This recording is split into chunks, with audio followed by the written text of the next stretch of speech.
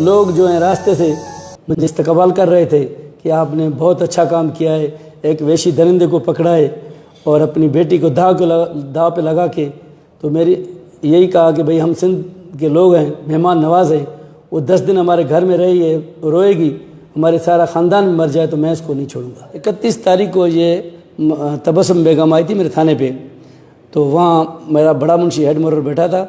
उसने बोला कि भाई खुदा इसकी मदद करो, हमें समझ नहीं आता ये औरत क्या कहती है। तो मैंने उसे इन्वेस्टिगेशन की पूछा कि बाबा क्या बात है। उसने बोला भाई मुझे एक बंदा लेके आया है, मेरे साथ ज्यादती भी की है और मेरी बच्ची भी छीनी है इन लोगों ने। मैंने बोला भाई इसके पास तुम्हारा कोई सबूत, कोई अता पता, कोई नंबर शंबर? बोले कुछ भी नहीं है, ये एक ही नंबर उसने लिख के दिया है, यही है, वो भी बंद जा रहा है। तो मैंने इसको बोला कि ठीक है आप 2 बजे थाने पे आ जाना दोबारा। उसने बोला मैं यहाँ मस्जिद में ठहरती हूँ।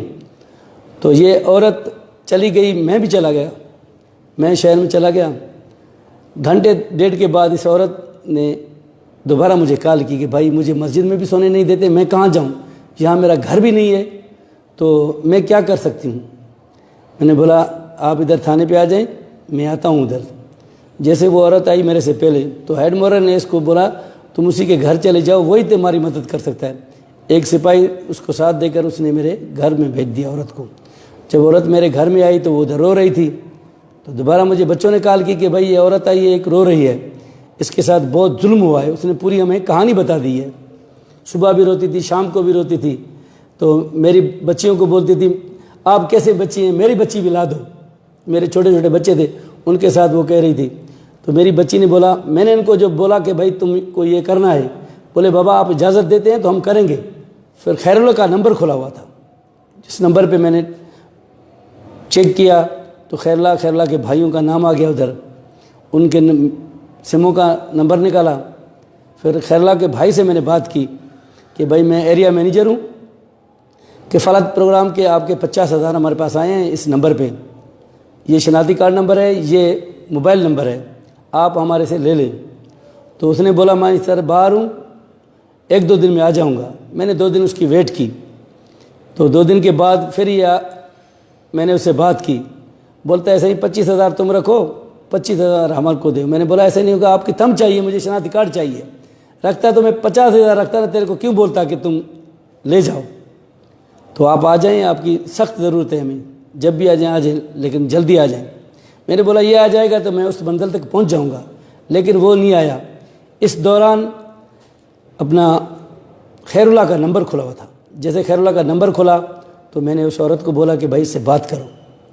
तो खैरुल्लाह से बात की कि भाई मेरी बच्ची दे दो और खुदा के वास्ते। खैरुल्लाह ने इसको बोला कि तुम्हारी बच्ची मेरे पास नहीं है, उसके पास है। भाई उसका नाम जाना पहचाना, न अपना नाम बता रहे थे न पता बता रहे थे।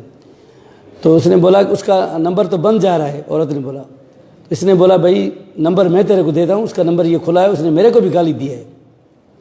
थे तो एक ही मतलब इकट्ठे थे।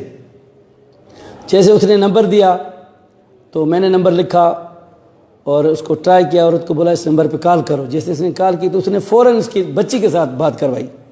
मैंने बोला ये तो इकट्ठे बैठे हैं, एक बंदा नंबर देता है तो दूसरा बच्ची से बात करवाते, तो एक ही जगह पे है। तो मैंने बोला, बच्ची ने झटके में बोला मम्मी मुझसे बहुत इन्होंने ज़्यादती की है, मैं तो मर रही हूँ। तो इसको बच्ची को दोबारा इसने मारा। बोला ऐसे नहीं बोलो मेरी तबीयत ख़राब है। तो मेरे बच्चे रो रहे थे, बोलते इतनी ज़्यादती की होगी तो ये बड़े जालिम है। मैंने बोला ठीक है कोई बात नहीं। उससे बोला, फिर खैरुल्लाह ने बोला नहीं, वो क्या नाम है अपना, रफ़ीक ने बोला कि औरत ला के दो तो तेरी बच्ची वापस करूँगा मैं। मैंने इसको बोला तुम बोलो कि 2-3 सब्र करो, 2-3 दिन, अभी मेरे से औरत तो मिलेगी नहीं, मैं कराची में हूँ। ये बोलता है मैं भी कराची में आया हूँ, जना में हूँ, तुम किधर हो, तेरी बच्ची को बोला मम्मी हम भी कराची में आए हुए हैं। इसने बोला मैं तो कराची में हूँ लेकिन आप तो मुझे नज़र नहीं आ रहे। तो उसने बोला जब तक औरत नहीं लाओगे बच्ची नहीं दूंगा, तेरे को भी मार दूंगा, तेरी बच्ची को भी मैं गला काट दूंगा। तो मैंने बोला इसको बोलो कि 2-3 दिन सब्र करो, हम कोई औरत देखें। फिर मैंने बंदोबस्त किया, मैंने कहा लेडीज़ पुलिस ले आऊँ, घर में रखूँ उसको, ताकि ये काम वही कर सकती है। लेकिन लेडीज़ पुलिस मुझे नहीं मिली। बस मैं ये तय कर दिया कि बस अपनी बीवी से बात की। मैंने बोला ये तुम्हें कारनामा करना है।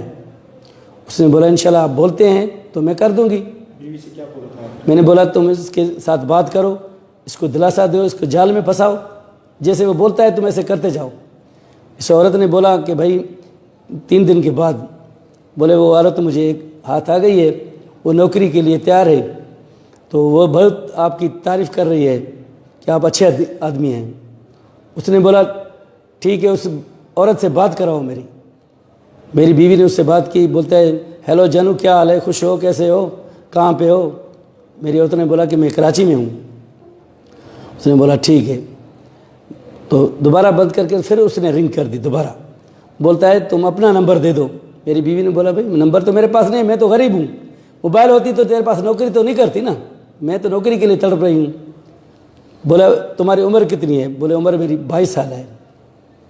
फिर दूसरे दिन मैंने इसको अपनी बच्ची से बात करवाई। जब मैंने बच्ची से बात करवाई तो ये फ़ौरन बोला कब आ रहे हो?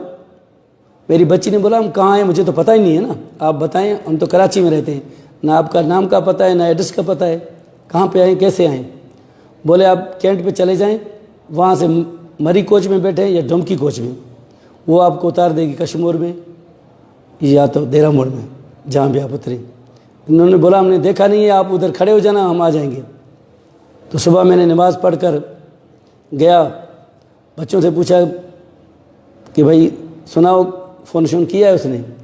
बच्चों ने बोला कि हाँ उसने फ़ोन किया है। कि कहाँ पे? मैंने बोला उसको बोलो कि हम कश्मीर पहुँच गए हैं, होटल में बैठे हैं।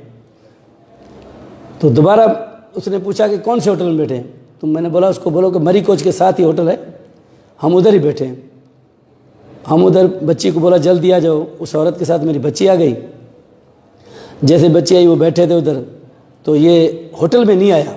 मैंने समझा इसने मेरे को देख लिया है या कोई ऐसा चाल माल कर दिया है। फिर ये बोलता है कि सिटी पार्क में आ जाओ।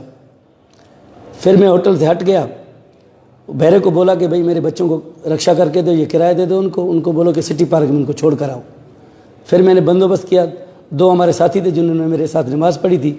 एक ए साहब शौकत मलिक था, एक कमरदीन संजरानी था, और 2 और भी दोस्त आ गए बाद में, मेरा बेटा भी था। तो मैंने उनको बोला तुम चलो उधर सिटी पार्क में, औरतों से पहुंचने से पहले आप वहाँ जो है ना वॉक कर लें। वो वॉक कर रहे थे, मैंने बच्चियों को भेज दिया उधर, मैं खुद गेट पे बैठ गया। वो दोनों हमारे साथी वो जो है गश्त कर रहे थे उधर, मतलब वॉक कर रहे थे सफ़ेद कपड़ों में।